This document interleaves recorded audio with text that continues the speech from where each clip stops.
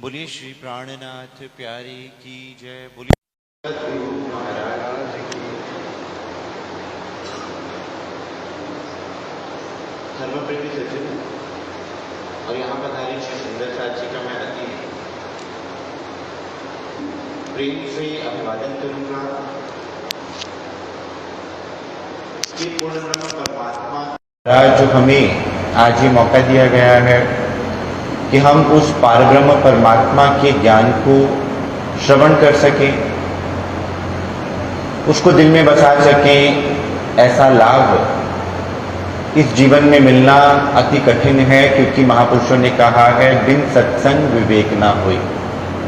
बिना सत्संग के विवेक जागृत नहीं हो सकता, बिना सत्संग के अंदर से बुद्धि पक्व प्रवीण नहीं हो सकती। सत्संग की ये महत्व है, सत्संग की ये महत्ता है। आपने जयकारे सुने श्री प्राणनाथ प्यारी की जय, श्री सद्गुरु महाराज की। कौन है ये प्राणनाथ? श्री प्राणनाथ जी कौन? मैं कौन? मैं कहां से आया हूं और इस संसार में मैं क्या करने आया हूं और मुझे इस संसार में भेजने वाला कौन है? इन विषयों पर आज तक ऋषि मुनि युगों युगों से खोज करते रहे। कई कई दशक, कई कई सालों तक की समाधियां लगाते रहे इन प्रश्नों का उत्तर पाने के लिए, लेकिन उन प्रश्नों का उत्तर नहीं मिल पाया। तो फिर प्रश्न उठता है कि अगर इतना जब तक संयम करने के उपरांत इन प्रश्नों का उत्तर नहीं मिलता तो हमें कि उस प्रश्न का उत्तर क्यों मिल जाए? हमारा ही भाग्य ऐसा क्यों है कि हमें उन प्रश्नों का उत्तर मिल रहा है? हमने क्या ऐसे अच्छे कर्म कर दिए जो हमें उन प्रश्नों का उत्तर कोई दे देगा?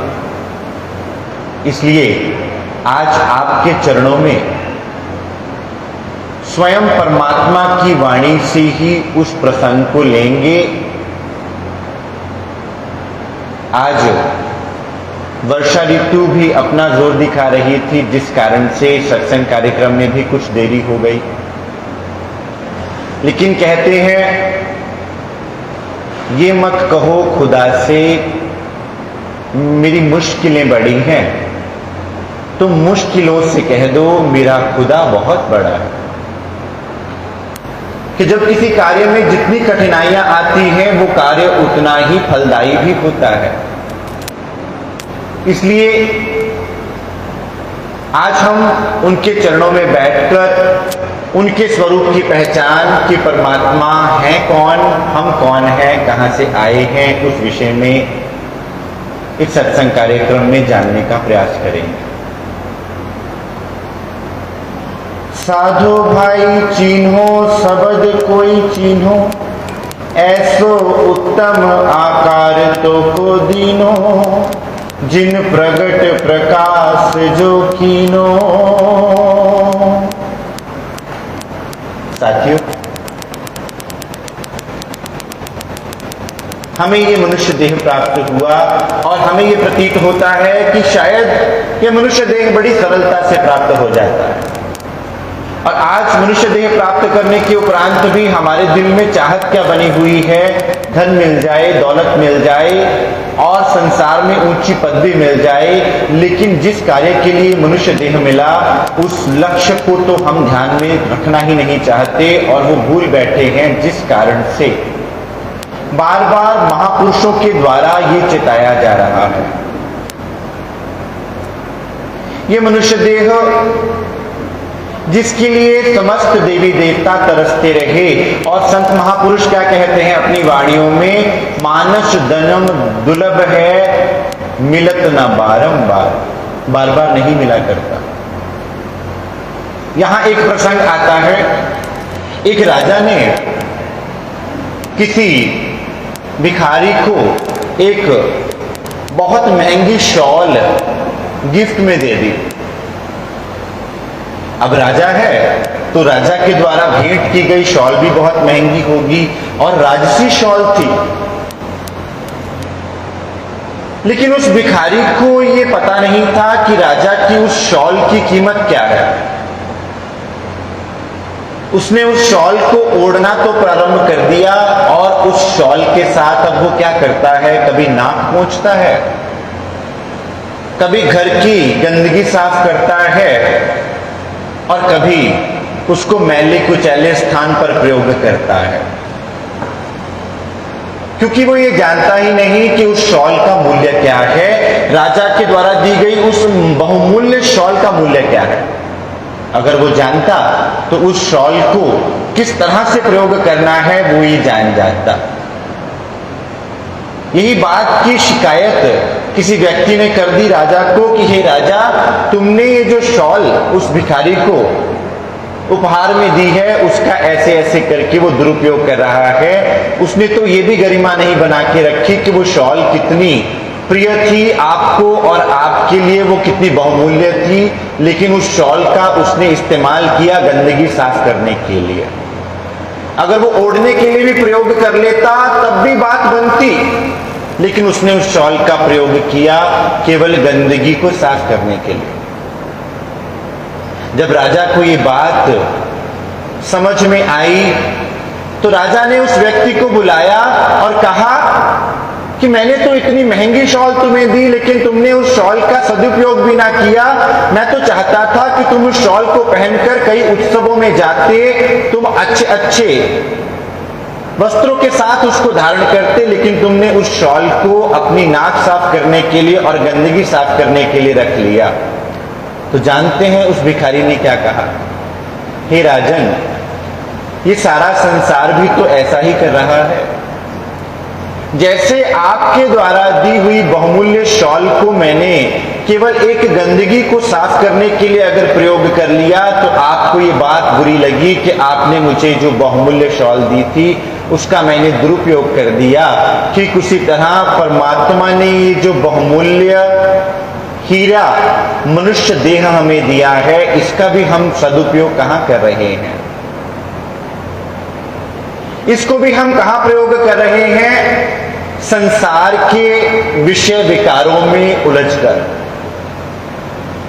और जबकि हम जानते भी हैं 84 लाख योनियों के बाद, उस कष्ट को भोगने के बाद ये मनुष्य तन प्राप्त होता है, किस लिए, ताकि इन 84 लाख योनियों से मुक्ति प्राप्त की जा सके। आप कहेंगे कि इन 84 लाख योनियों का तो हमें भान ही नहीं, क्योंकि जिन योनियों को इस जीव ने त्याग दिया उनमें इसको जो पीड़ा हुई ये भूल गया, और आज मनुष्य जन्म में भी जब हमारा जन्म हुआ उस पीड़ा को भी ये शरीर भूल चुका है, ये जीव भूल चुका है। और जब मृत्यु होगी तो हमारे पुराण आदि ग्रंथ कहते हैं कि उस समय जो कष्ट होगा वो कष्ट अभी आया नहीं है, इसलिए हमें प्रतीत होता है कि जैसे संसार चल रहा है वो भला है, वो अच्छा है। इसलिए महापुरुषों ने क्या कहा, 184 जोन सभाई मानस को प्रभ दई वड्याई, इस पौड़ी ते जो नर चूके सो जाए आए दुख पाईदा। कि ये मनुष्य देह इतना दुर्लभ है, देव दुर्लभ कहा गई ये देह, किस देह को पाने के लिए तो समस्त देवता भी तरसते हैं कि एक बार इस मनुष्य देह की प्राप्ति हो जावे।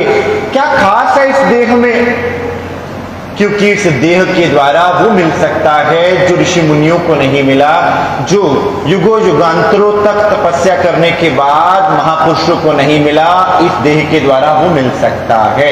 इसलिए स्वयं परमात्मा कहते हैं, साधो भाई चीनो शब्द कोई चीन्हो, ऐसो उत्तम आकार तो को दीनो।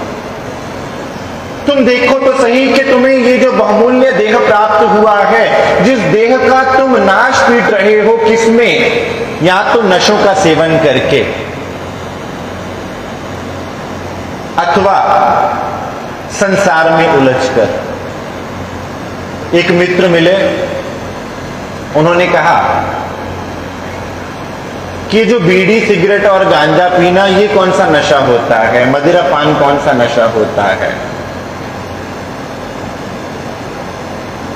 अब कबीर साहब क्या कहते हैं अपनी वाणी में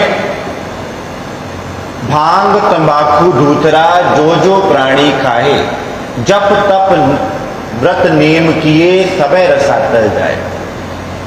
कि अगर आप इन निषिद्ध वस्तुओं का सेवन कर रहे हैं तो आपने कितना भी तप क्यों ना किया हो, कितना भी जप क्यों ना किया हो, कितने भी अच्छे कर्म क्यों ना किए हो, वो सारे व्यर्थ हो जाएंगे और आपको रसातल में जाना पड़ेगा, नरक कुंड में पड़ना पड़ेगा। और दूसरी बात, इनका सेवन करके हम अपने शरीर को खराब तो करते ही हैं और उस दिल में बैठे हुए परमात्मा को हम खिला क्या रहे हैं। मांसाहार करते हुए हम शरीर को अपना कब्रिस्तान बना लिया। किसी नॉन वेजिटेरियन व्यक्ति से बात करो, मांसाहारी व्यक्ति से बात करो तो वो क्या कहता है कि भाई हम घास फूस नहीं खाते, हम तो मांसाहार खाते हैं, हम तो शेर हैं, जैसे शेर मांसाहार करता है हम तो शेर कहलाते हैं। लेकिन ये वो भूल जाता है कि जब शेर का जन्म होता है तो जन्म के वक्त, जन्म के बाद शेर भी दूध से ही अपना लालन पालन करता है। अर्थात जन्म से हर जीव शाकाहारी होता है, लेकिन बाद में वो मांसाहार में पड़कर एक तो जीवों को कष्ट देता है और दूसरा अपने शरीर को कब्रिस्तान बना लेता है। अब जिस बैठक में आपका बहुत प्यारा लाडला कोई भाई बहन बैठा हो, आपका रिश्तेदार बैठा हो, उस बैठक में आप गंदगी तो नहीं उड़ेल सकते, लेकिन जिस दिल में परमात्मा बैठा है, हम कहते हैं कि इस मनुष्य देह में परमात्मा का वास है, उस देह को हम ऐसी निषिद्ध वस्तुओं से कैसे धर सकते हैं। साधो भाई चीनो शब्द कोई चीनो, ऐसो उत्तम आकार तो को दीनो। कोई तो पहचानो कि तुम्हें ये मनुष्य देह जो तुम्हें प्राप्त हुआ है, इसको पाकर तुम अपने एक एक पल को जो नष्ट कर रहे हो, किस चीज के लिए? सांसारिक व्यसनों के लिए और केवल अपनी कामनाओं और इच्छाओं की पूर्ति करने के लिए। लेकिन क्या इनके लिए मनुष्य देह प्राप्त हुआ था? क्या 84 लाख योनियों की कष्टमय योनियां हमने इसलिए भुगती थी कि हम इस मनुष्य देह को प्राप्त करके जीव हत्या करते फिरे, जिसको सब महापुरुषों ने निषिद्ध बताया, सब ग्रंथों ने निषिद्ध बताया। आप जितने भी पवित्र ग्रंथ का मंथन कर लें, पवित्र वेद, पवित्र पुराण, पवित्र कुरान, बाइबल ग्रंथ आदि सब ग्रंथ ये कहते हैं कि परमात्मा ने मनुष्य को सर्वश्रेष्ठ बनाया और ये कहा कि तुम अपने शरीर को पवित्र रखो, क्योंकि परमात्मा पवित्रता पसंद करता है। मान के देह खंड फल पाइए, सो क्यों पाए के वृथा गमाइए। अब हम बात कर रहे थे मनुष्य देह को प्राप्त करने की महिमा। कितने जतन करने के उपरांत ये मनुष्य देह प्राप्त होता है और वो पल मिलता है, वो समय मिलता है जिसमें उस पूर्ण ब्रह्म परमात्मा की प्राप्ति होती है। क्योंकि ये देह ही इसलिए प्राप्त हुआ है कि हम जन्म मरण के चक्कर से छूटने का उपाय कर सकें। और वो उपाय जब महापुरुषों ने कहा तो कहा कि भक्ति के द्वारा ही इस जन्म मरण के चक्कर से छूटा जा सकता है। लेकिन कौन सी भक्ति करनी पड़ेगी? वो उपाय शास्त्रों के अध्ययन के द्वारा ही पाया जा सकता है, सद्गुरु की कृपा के द्वारा ही पाया जा सकता है। अब मनुष्य देह की कीमत को हमने जाना कि कैसा देव दुर्लभ देह हमने पाया, और इस देव दुर्लभ देह को प्राप्त करने के बाद हम इसको जाया ही गवाते जा रहे हैं और ये जान ही नहीं पाते कि कब बुढ़ापा आ जाता है। और बुढ़ापे में हम ये सोचते हैं कि बच्चा था, बालक था, तो मंदिर गुरुद्वारा क्या लेकर जाएं, जब ये जवान और बूढ़ा हो जाएगा तब इसको मंदिर गुरुद्वारा लेकर जाएंगे। लेकिन जब व्यक्ति बूढ़ा हो जाता है, ना तो वो ठीक से बैठ पाता है, ना बोल पाता है, और परमात्मा का नाम लेने की तो बात अलग रही। फिर बुद्धि भी ऐसी हो जाती है कि वो ग्रहण ही नहीं करना चाहती कि परमात्मा कौन है। इसलिए समय समय पर परमात्मा की कृपा से शास्त्रों के आधार पर महापुरुषों ने अपनी वाणियों में बताया कि एकमात्र इस ब्रह्मांड से परे होने का उपाय, मृत्यु के पाश से छूटने का उपाय, दुखों से छूटने का उपाय है स्वयं को जानना। और स्वयं को जाना जा सकता है केवल और केवल उस एक परमात्मा को जानने के उपरांत।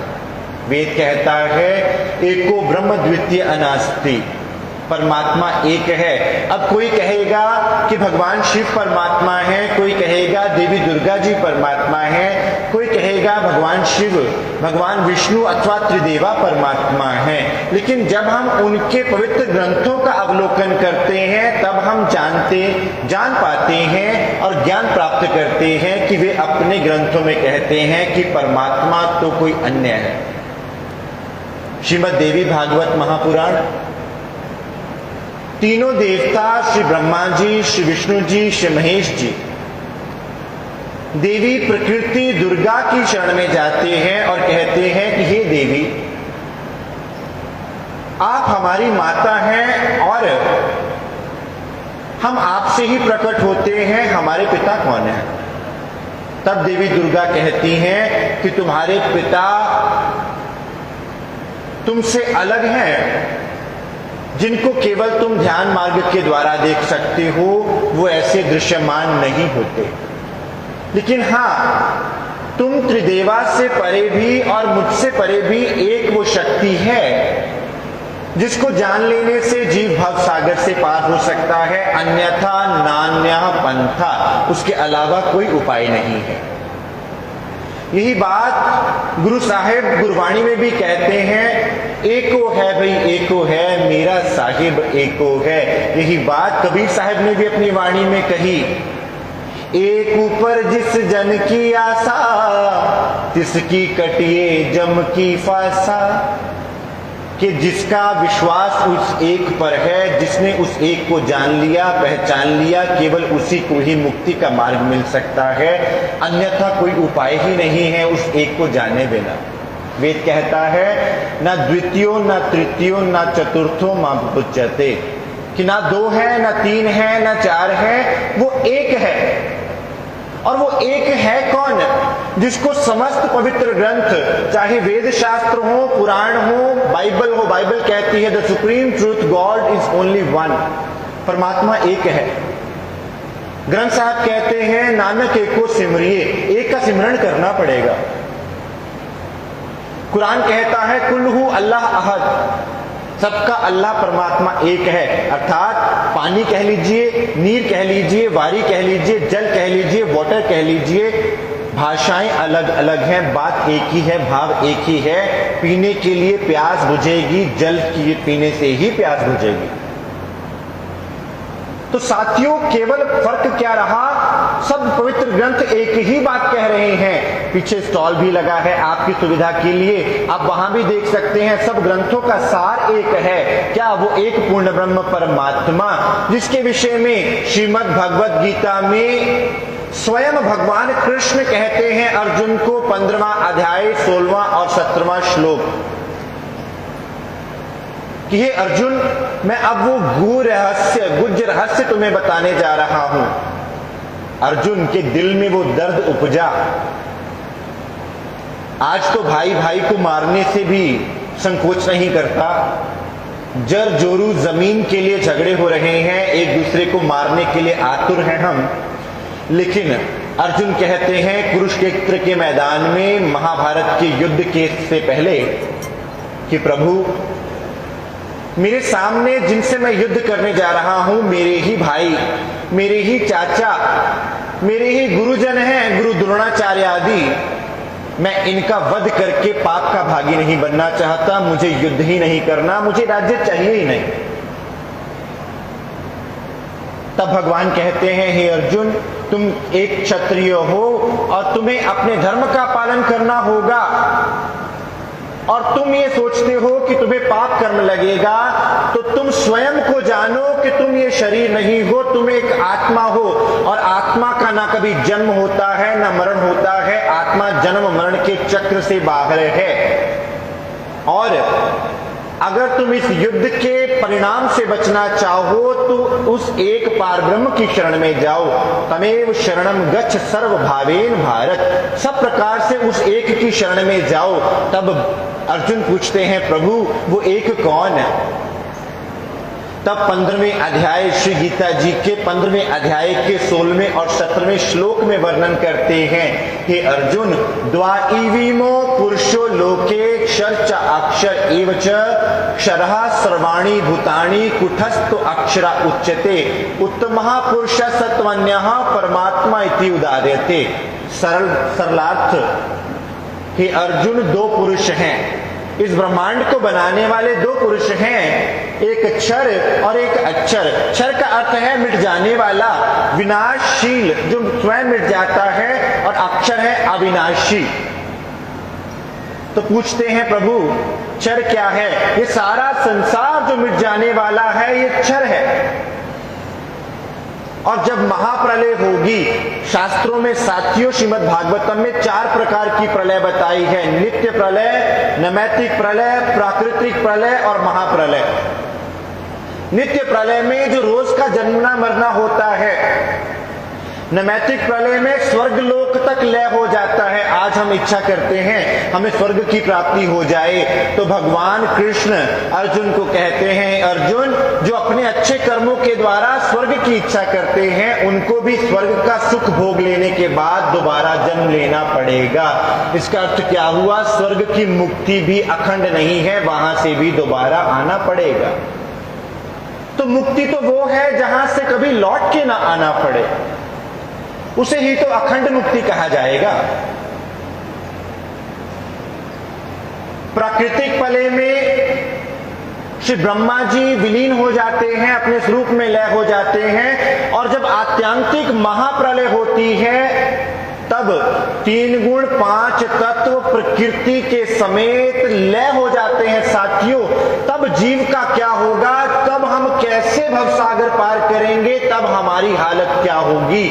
हमारा मूल स्थान कहां होगा? ये कभी विचार हमने किया ही नहीं। हमारे पवित्र शास्त्रों में तो पुकार पुकार के ये बात कही गई है कि हमें ये उपाय सोचना होगा कि उस पारब्रह्म एक अक्षरातीत परमात्मा के चरण कमल किस प्रकार से प्राप्त हो।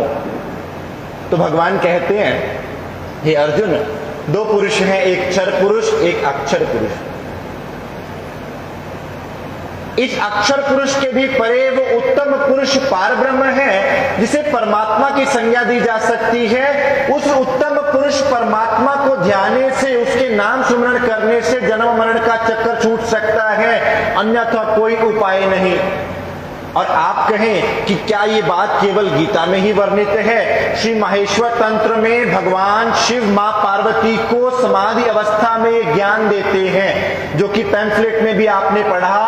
ये प्रश्न था कि भगवान शिव किनका ध्यान करते हैं। श्री माहेश्वर तंत्र ग्रंथ जिसे अपौरुषीय ग्रंथ कहा जाता है, उसमें भगवान शिव मां पार्वती को बताते हैं कि हे पार्वती, मुझ शिव, ब्रह्मा जी, विष्णु जी और देवी तुम्हारे परे अक्षर ब्रह्म का स्थान है, और उस अक्षर ब्रह्म के भी परे उत्तम पुरुष पार ब्रह्म हैं जिनके हुक्म से अक्षर ब्रह्म सृष्टि की रचना करते हैं, और उस सृष्टि में ही त्रिदेवा तीर्थंकर अवतार प्रकट होते हैं, लीलाएं करते हैं, और हमें ये पवित्र शास्त्रों में ज्ञान देते हैं ताकि सब जीव मुक्ति का उपाय कर सकें। लेकिन आज मानव अपने सत शास्त्रों से दूर हो गया, सत भक्ति से दूर हो गया, जिसके विषय में श्री गीता जी में लिखा है कि अगर आप शास्त्र विरुद्ध साधना करेंगे तो ना तो आपको मुक्ति मिलेगी और ना ही आपको परम गति की प्राप्ति होगी।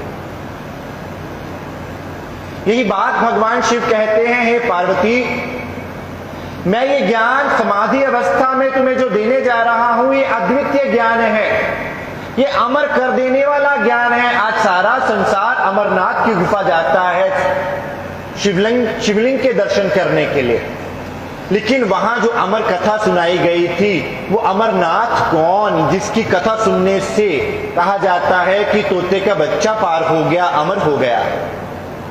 वो ज्ञान अगर हमें मिल जाए तो क्या हम भी अमरत्व को प्राप्त नहीं हो जाएंगे? तब भगवान शिव कहते हैं, हे पार्वती, यहां पर तो सब जीवों का वजूद ऐसा है जैसे वर्षा के समय पानी के बुलबुले बन जाते हैं और मिट जाते हैं। तो देवी पूछती हैं, प्रभु फिर क्या मुक्ति का कोई मार्ग भी है? तो कहते हैं, हाँ, मुक्ति का मार्ग है। मुक्ति का मार्ग उस एक उत्तम पुरुष पारब्रह्म जो क्षर और अक्षर के परे है, केवल उसके नाम सुमरण से ही मुक्ति प्राप्त हो सकती है। कैसे मिलेगा? कलयुग में वे पारब्रह्म स्वयं आएंगे, अपना नाम, अपने धाम की पहचान लेकर, अपने स्वरूप की पहचान लेकर, और बताएंगे कि मेरा नाम क्या है, मेरा धाम कैसा है, मेरा स्वरूप कैसा है। यही बात जन्म साखी श्री गुरु गोविंद सिंह जी में लिखा, ने कलंक होए उतरसी, महाबली अवतार, संत रक्षा जुग जुग करसी, दुष्टा करसी ख्वार, नवा धर्म चलारसी, जग में होवनहार, नानक कलयुग तारसी, कीर्तन नाम आधार। एक पुराण है बाबा रामदेव पुराण। राजस्थान में एक मत है जिसमें बाबा रामदेव जी की पूजा की जाती है। उसमें भी लिखा है कि वे परमात्मा जब आएंगे तो कच्छ देश में प्रकट होंगे। कच्छ देश धर्म पुत्र प्रकट सी, और पश्चिम दिशा से प्रकट होंगे और दो स्वरूपों में लीला करेंगे, देवापी और मरु। और जब आएंगे तो अपने साथ पंचम वेद, सूक्ष्म वेद, स्वसम वेद लेकर आएंगे, जिस वेद में उनके स्वरूप की पहचान होगी, उनकी लीला की पहचान होगी, उनके नाम की पहचान होगी। लेकिन विडंबना ये कि हमने अपने सतशास्त्र और संतों की वाणियों को देखना ही बंद कर दिया। आज हमारे पास समय है टेलीविजन देखने का, यूट्यूब चलाने का, फेसबुक चलाने का, लेकिन अपने सत्शास्त्रों का अध्ययन करने का हमारे पास समय नहीं है। साथियों, कैसी विडंबना इस कलयुग में हो गई। कुरान कहता है ला इलाहा इल्लल्लाह, भाषा का फर्क है। ला तो कहा अक्षर को, इलाह क्या है? अक्षर, और इल्लल्लाह क्या? उत्तम पुरुष। एक ही बात है। और बाइबल भी वही बात कहती है, the supreme truth God is only one.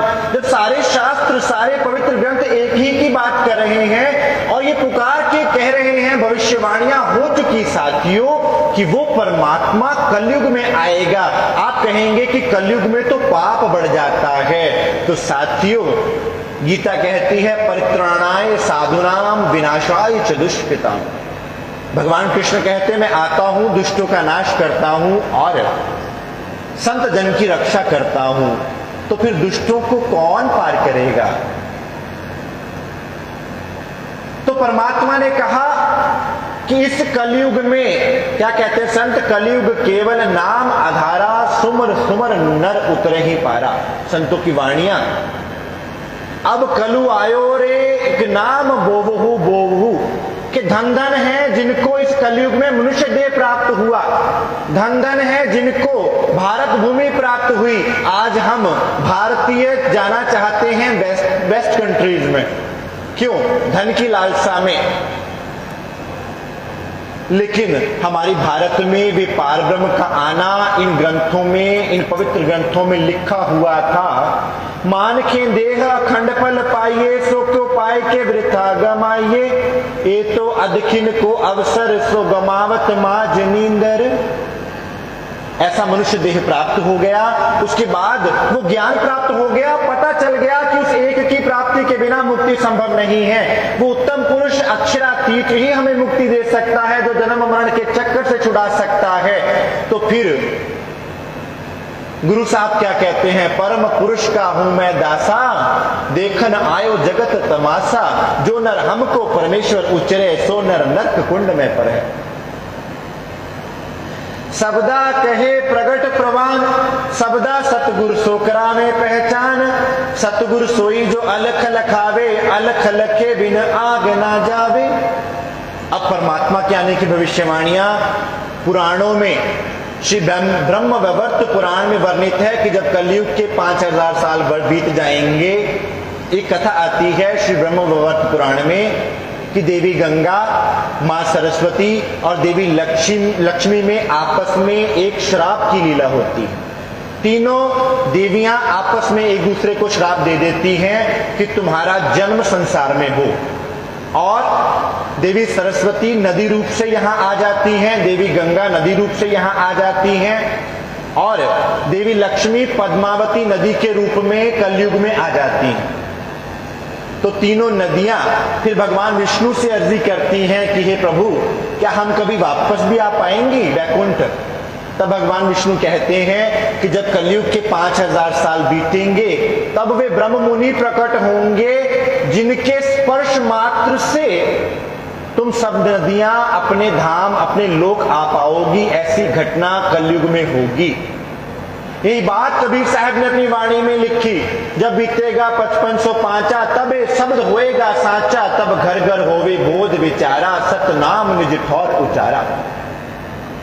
यही बात कुरान के अनुसार, हदीस के अनुसार 11वीं सदी के अनुसार लिखी गई कि परमात्मा 11वीं सदी में आ जाएंगे और अपने साथ वो दिव्य ज्ञान लेकर आएंगे, जिस ज्ञान के द्वारा मुक्ति का मार्ग खुलेगा। लेकिन उनको पहचानने कैसे? जिनके विषय में भविष्यवाणियां की गई हैं उनको जानने कैसे साथियों? उनकी पहचान होगी उनके ज्ञान से कि वो कहां की बात बता रहे हैं। वे बात बताएंगे क्षर और अक्षर के परे उत्तम पुरुष की। आपने जयकारा भी सुना, प्राणनाथ प्यारे की जय। ये प्राणनाथ क्या है? जो प्राणों का नाथ है। ये हमारे किसी गुरु, हमारे किसी पीर अथवा किसी व्यक्ति का नाम नहीं है, ये साक्षात पारब्रह्म की पहचान है। क्योंकि हिंदुओं में, हम हिंदू हैं और हिंदुओं में क्या गाया जाता है? तुम हो एक अगोचर सबके प्राणपति। वो जो सबकी प्राणों का नाथ है, वो जो एक सबका मालिक है, सारी सृष्टि का मालिक है, उसे क्या कहेंगे आप? प्राणों का नाथ, प्राणनाथ। तो ग्रंथ क्या कहते हैं कि जब कलयुग आएगा, कलयुग के 5000 वर्ष बीतेंगे, तब पारब्रह्म किलकिला नदी पर प्रकट होंगे और वहां आकर अपना मुक्ति पीठ स्थापित करेंगे। विंध्याचल पर्वत पर आकर अपना मुक्ति पीठ स्थापित करेंगे और वहां केंद्र बनाएंगे, जिस केंद्र के द्वारा उनकी वाणी के आधार पर आत्माओं की जागनी होगी, आत्माएं जागृत होंगी। तो साथियों, हमने वो समय याद ही नहीं रखा। क्या वो समय आ चुका है या समय बीत चुका है? आप अपने ग्रंथों को खोल के देखिए। ना देखना हो या ना ग्रंथ उपलब्ध हो तो हमारे पवित्र स्टॉल पर पवित्र ग्रंथ पधराए गए हैं, उनमें सब भविष्यवाणियों को मार्क कर दिया गया है। आप वहां से देख सकते हैं। वो कलयुग आ गया और हम केवल ये सोचते जा रहे हैं घोर कलयुग आ गया, घोर कलयुग आ गया, लेकिन परमात्मा के आने की उस भविष्यवाणियों को किसी ने देखा ही नहीं। जो भविष्यवाणियां साथियों पूरी हो चुकी, परमात्मा आ चुके हैं, आ चुके हैं, आ चुके हैं और अपने साथ दिव्य ज्ञान लेकर आए हैं। वो सूक्ष्म वेद, वो स्वसम वेद जो आपके सामने ये वाणी पधराई गई है, जिसमें परमात्मा के धाम, नाम, उनकी लीला, उनके स्वरूप की पूर्ण पहचान बताई गई है, वो ये स्वसम वेद, ये कुलजम वाणी, ये तारतम ज्ञान परमात्मा अपने साथ लाए हैं साथियों। तो अब पता कैसे चले कि वे ही परमात्मा आए हुए हैं? हमारे पवित्र ग्रंथ पुकार पुकार के कह रहे हैं। हमारे वेद शास्त्र आदि, हमारे पवित्र ग्रंथ ये कह रहे हैं कि जब ये कलयुग का समय आएगा तो परमात्मा अपनी आत्माओं को जगाने के लिए स्वयं आएंगे। शास्त्र ले चले सतगुरु सोई, वाणी सकल को एक अर्थ होई, सब स्यानों की एक मत पाई, पर अजान देखे रे जुदाई। अब जब परमात्मा आएंगे तो वो क्या करेंगे? सब शास्त्रों को एक कर देंगे। आज तक जो धर्मों के नाम पर झगड़े हो रहे थे, परमात्मा उन सब झगड़ों को मिटा देंगे। श्री प्राणनाथ पूर्ण ब्रह्म ने सब धर्मों का झगड़ा मिटाया है। झगड़े किस बात के हैं? झगड़े मैं और अहंकार के हैं साथियों। कोई भी मत, कोई भी पंथ, कोई भी महापुरुष बुरा नहीं, सबने उस एक परमात्मा की ही भक्ति करने का उपाय बताया। अब सदगुरु जब आए, सुंदरसार प्राणनाथ जी ने अपनी वाणी में समस्त शास्त्रों का सार बताते हुए परमात्मा के स्वरूप का वर्णन किया। आज तक संसार क्या कहता था? कोई कहता था परमात्मा साकार है, कोई कहता था परमात्मा निराकार है, कोई कहता था परमात्मा ज्योति स्वरूप है, कोई कहता था परमात्मा बिंदु स्वरूप है, कोई कहता है परमात्मा मूर्ति में है। लेकिन संत क्या कहते हैं? वेद कहे सरगुण के आगे निर्गुण का विश्राम, सरगुण निर्गुण तजो सुहागिन तब पहुंचो निज धाम। कोई ध्यावे साकार को, कोई ध्यावे निराकारा, इन विध इन दो से न्यारा, जाने जानन हारा। 4 राम का वर्णन किया कबीर साहब ने। एक राम दशरथ का बेटा, एक राम घट घट में लेटा, एक राम का जगत पसारा, एक राम सब जग से न्यारा। पूछा गया कौन से राम? तो कहते हैं साकार राम दशरथ का बेटा, निराकार राम घट घट में लेटा, बिंदु राम का जगत पसारा, निरालंब राम सब जग से न्यारा। श्री रामचंद्र जी जो दशरथ पुत्र जिन्होंने अयोध्या में राज्य किया और राम राज्य जिन्होंने अपने पिता का वचन पालने के लिए 14 वर्ष का वनवास काट के हमको एक मर्यादा पुरुषोत्तम राजा और मर्यादा पुरुषोत्तम के रूप में अपने धर्म को स्थापित किया, वे दशरथ पुत्र राम। एक राम जो घट घट में व्यापक ये जीव है, राम का अर्थ है रमण करने वाली शक्ति, जो घट घट में व्यापक है, आप में भी सब में है, वो जीव। तीसरा राम बिंदु, जिसमें विभिन्न मतों में उसके बिंदु स्वरूप की साधना की जाती है। लेकिन उससे भी परे निरालंब राम है, जिसे अक्षर ब्रह्म कहा जाता है। और कबीर साहब फिर क्या कहते हैं? 3 राम को सब कोई ध्यावे, चौथे राम का मरण ना पावे, चौथा छाड़ पंचम को ध्याए, कहे कबीर तो हमरे आवे। इस चौथे के भी परे 5वां राम कौन? वो उत्तम पुरुष अक्षरातीत, जिनके आने की भविष्यवाणियां साथियों ग्रंथों में वर्णित थी, और ग्रंथ हमारे ही पवित्र ग्रंथों में वर्णित थी, लेकिन हमें ही पता नहीं था। कैसी विडंबना है। लेकिन जब परमात्मा पधारे तो उन्होंने उन्हीं ग्रंथों में से हमें दिखाया कि जिस परमात्मा के आने की प्रतीक्षा तुम कर रहे थे, वो सतगुरु स्वरूप में यहाँ आ गए। आज से 400 साल पहले विंध्याचल पर्वत पर अपना मुक्ति पीठ स्थापित किया और सब ग्रंथों का सार दिया। तो उससे क्या हुआ?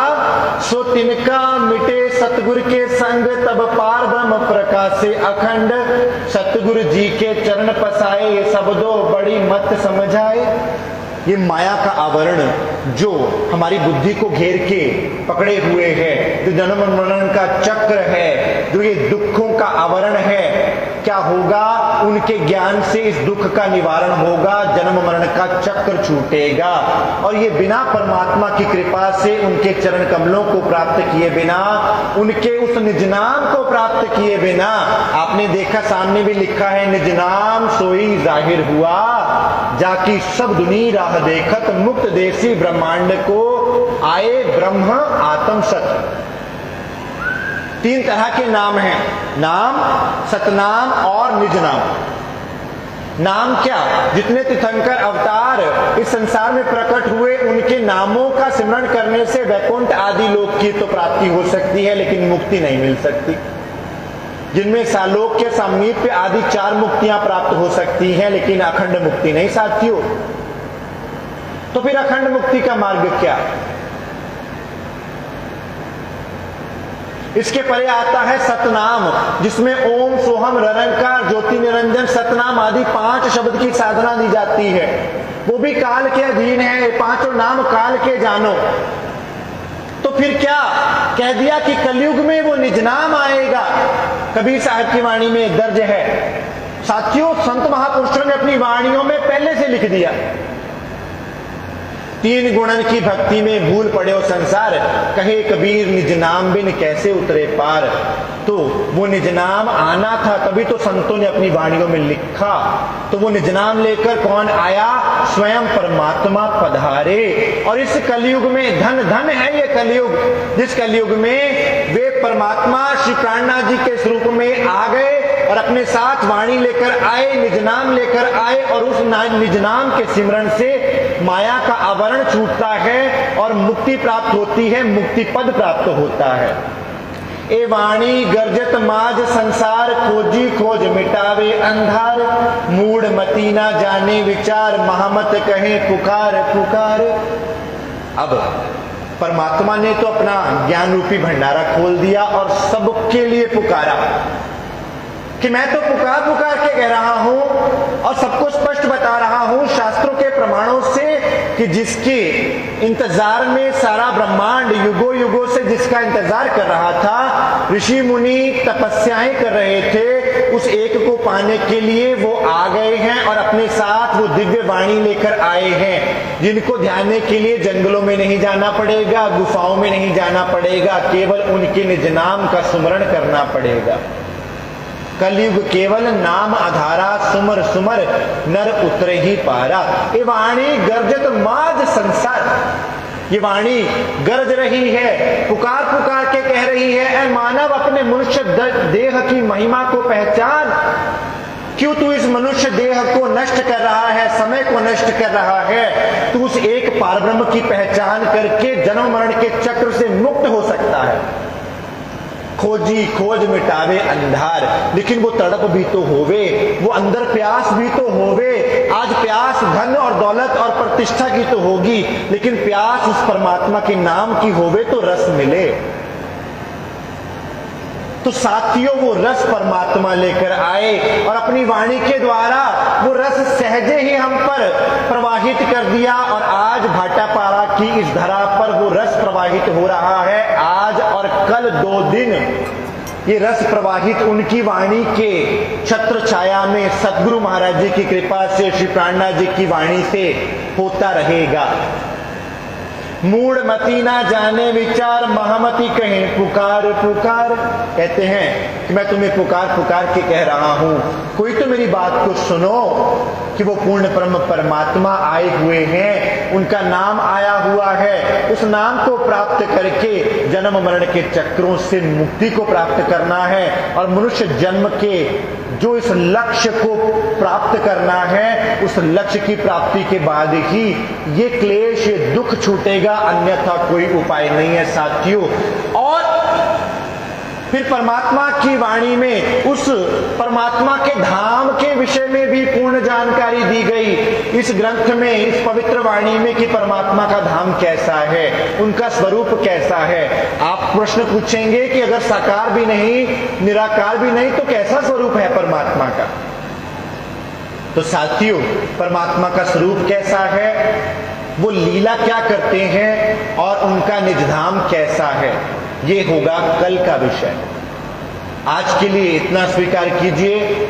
अब मैं अपने शब्दों का विराम दूंगा और चौपाई दोहराने के बाद भोग प्रसाद सब सुंदर साथ से अर्जी करूंगा और धर्म प्रेमी सज्जनों से अर्जी करूंगा कि आप कृपया परमात्मा के भोग प्रसाद को अवश्य लेवें। और सबसे बड़ा प्रसाद है उनकी वाणी, उनका दिव्य ज्ञान जो हमें मुक्ति देने के लिए आया हुआ है। अब हम ये चौपाई दोहराएंगे साथियों। ए वाणी गर्जत मांझ संसार, खोजी खोज मिटावे अंधार, मूढ़ मती ना जाने विचार, महामत कहे पुकार पुकार, महामती कहे पुकार पुकार।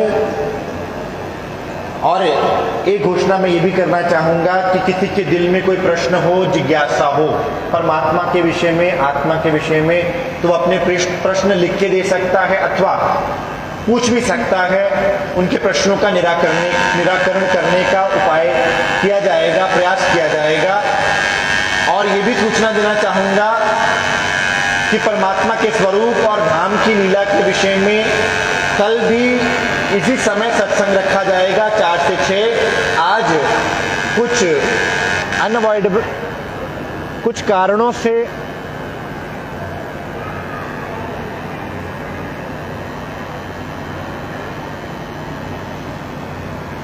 प्रश्न लेना।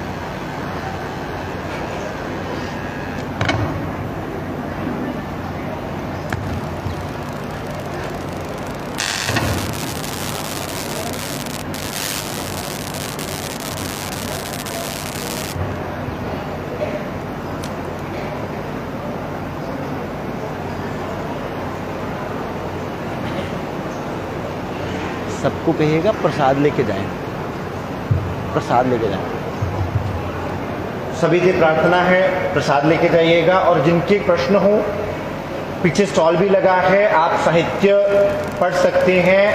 अपने सब पवित्र ग्रंथ पधराए गए हैं बड़े ही आदर पूर्वक, उनमें आप प्रमाण देख भी सकते हैं। और कोई प्रश्न हो तो आप प्रश्न पूछ भी सकते हैं।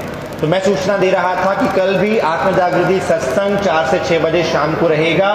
आप सादर आमंत्रित हैं। आज कुछ कारणों की वजह से सत्संग देरी से प्रारंभ हुआ, तो आप सबसे प्रार्थना है कि कल आप समय से पधारें।